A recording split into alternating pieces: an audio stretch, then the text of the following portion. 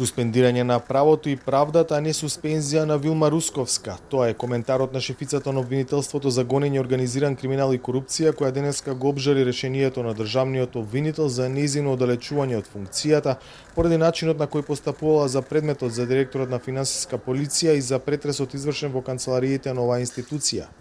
Русковска жалбата ја достави до Советот на јавни обвинители.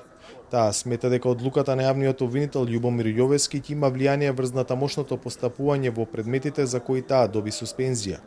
Без разлика што имаше соопштение дека предметите ќе продолжат со несмален интензитет, после ова мене што ми се случи, не верувам дека било кој колега сериозно ќе продолжи да постапува по истите. Во решението за моја суспензија е наведено дека предметите треба да ги предадам на колегата која е одредена според годишниот распоред за мој прв заменик. Истатот 15 се наоѓа на годишен одмор, што значи дека не се наоѓа на своето работно место, така да и предметите не можев да ги распредалам. А како што кажав, без разлика, она не може да ги работи, затоа што и против нејзе е поведена дисциплинска постапка. А секој обвинител кој би ги добил овие предмети, не знам како ќе постапува. Покрај суспензијата против Русковски уште други две обвинителки е покрената дисциплинска постапка и тоа конкретно за случајот што ова обвинителство го отвори против директорот на финансиска полиција Арафат Муареми. Русковска, која како што вели, поради суспензијата морала да прекине со сослушување на сведоци, не сака да верува дека во позадина стои политички игра. А вие се сомневате на некоја позадина? Па ви веќе одговорив.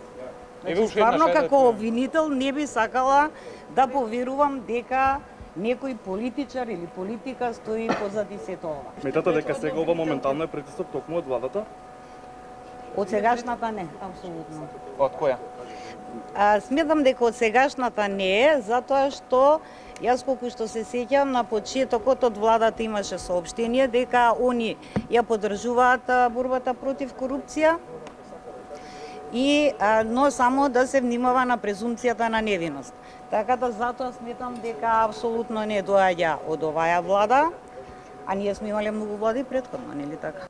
На изјавите на Русковска дека од финансиската полиција не добила соодветна соработка, од како што тврди 250 до 300 предмети добила само 30 и тоа не тие што се побарани, реагира од оваа институција велејќи дека во моментот кога биле побарани се обезбедени 34 оформени предмети и дека дополнително се обезбедуваат уште 150 предмети. Жалбата на Русковска сега е во рацете на Советот на јавни обвинители. Во меѓувреме нејзината суспензија останува, а причината поради која беше суспендирана, Арафат Муареми најави дека се повлекува од позицијата прв човек на финансиска полиција. Подолг период траеше конфликтот меѓу нив двајца.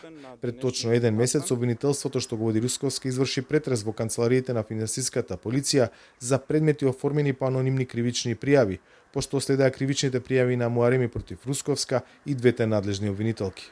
Од оваа нивна отворена војна, епилогот за сега е повлекување на Арафат Муареми и суспензија на Вилма Русковска. За Гласот на Америка, од Скопје, Владимир Мирчевски.